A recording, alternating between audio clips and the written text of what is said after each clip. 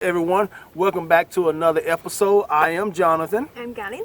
And today we want to cover with you BALIKBAYAN boxes. But, you know, before we get started, it's been raining here for like 3 days in a row. And today is so beautiful outside, about 50 degrees. So we just decided to film this episode outside. Now, we're going to cover 3 things dealing with BALIKBAYAN boxes. They all basically just going to be the basics of it.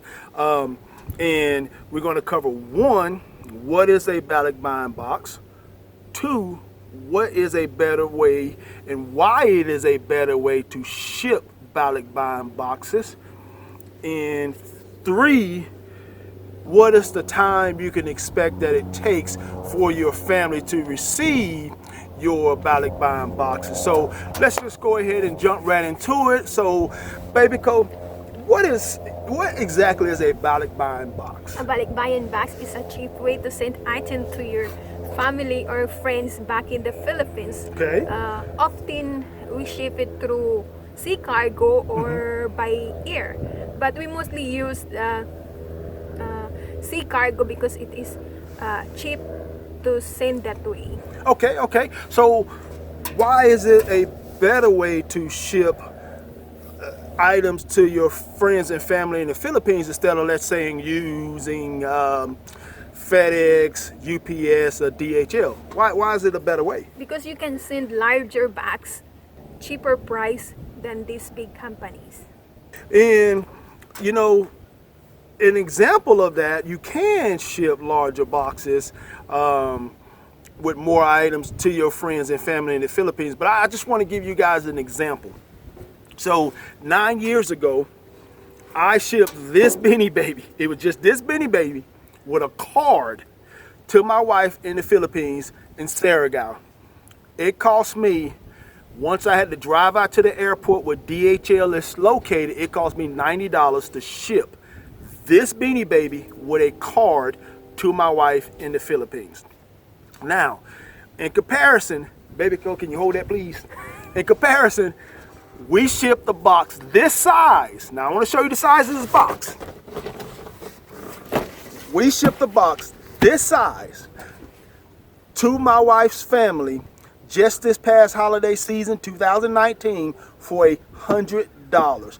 Once again, I shipped, can I see the teddy bear please? Once again, I shipped a box for this teddy bear and 1 card for $90 going through DHL 9 years ago. And not even just a couple of months before the holiday season, we shipped a box this size to the Philippines for $100. And here's the box here. I'm gonna show you the size of the box. Don't worry. There's 1,001 ways to fill up this box with merchandise to send home to your family. 1,001 ways. So now that was an example there.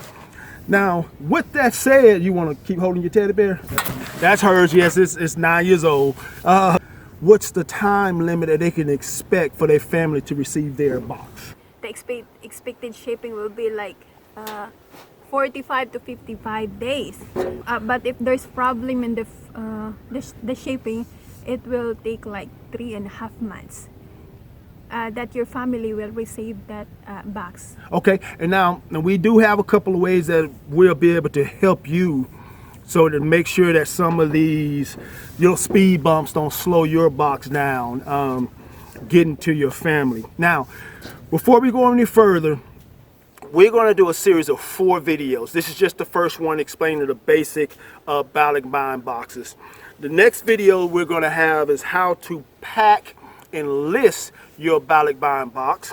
The third video is going to be how to label and waterproof your BALIKBAYAN box. And then in the last video, we're going to cover how and what happens to your BALIKBAYAN box once it leaves your hand and gets into your family member's hand. Therefore, those are real important videos.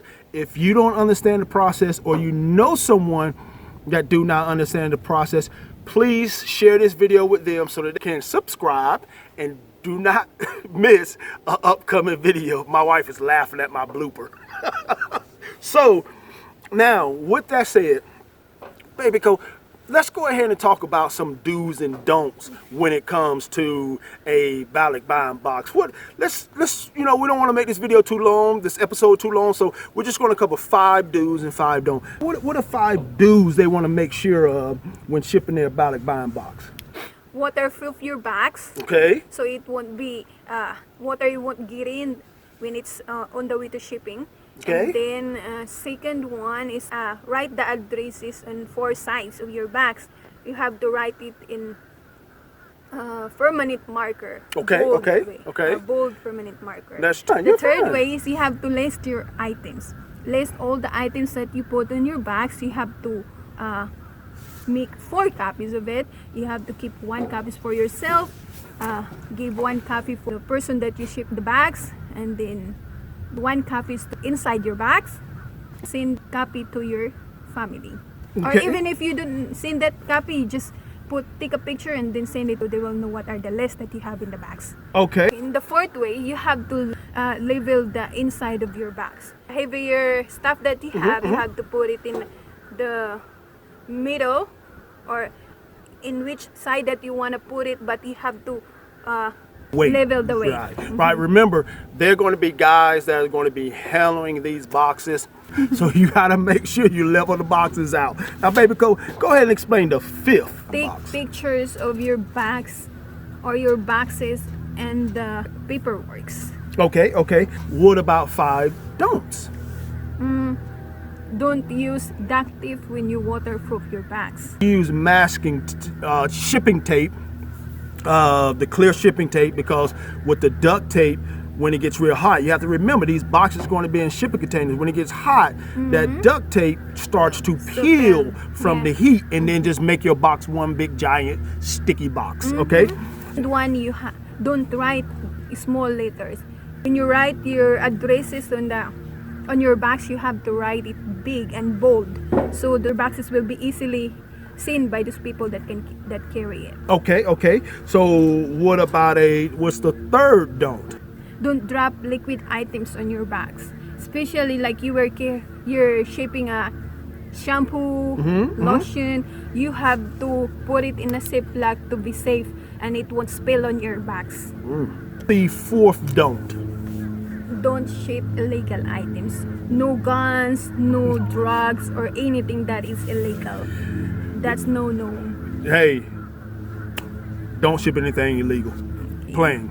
Don't ship anything illegal. The 5th will be don't overpack your bags. If you overpack your bags, they will charge you more. Okay. Now, my wife and I, we were agents to ship BALIKBAYAN boxes, and the reason they would charge you more is because you got to think of those shipping containers as a perfect square. They know how many boxes they can get on that container, and if they receive 2 to 3 boxes and they're bulging whichever way, they're bulging out, it stops that perfect square they are trying to obtain. So now they have to leave someone box off and put it on the next shipping container. Okay. So you just want to make sure that you keep your box, don't over bulge it, because if you do, your agent can, not to say that they will, but they can charge you extra because of the size of the box. Is there anything else? Don't forget to subscribe, like, and share. Okay, I guess there's nothing else you wanted to say. So